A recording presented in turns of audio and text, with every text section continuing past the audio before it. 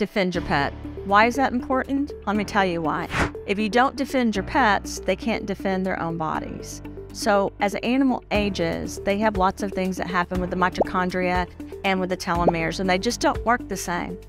I came up with a product formulated to really defend your pets against all the things that are happening, including environmental toxins and genetic impurities. I don't think we talk about this enough.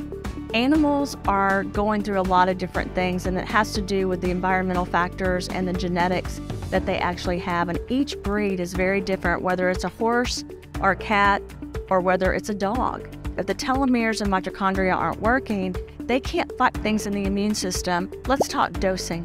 Dosing is important. You can start with 1/4 of a teaspoon of this product, and you can go up to a 1/2 teaspoon, and even in your larger animals, up to a teaspoon.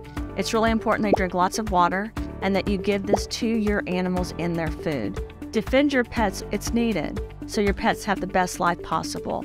When they can't defend their own bodies, help them with this product so that they have the support they need in day-to-day living. It's important. You want them to live the longest life possible and the best life possible.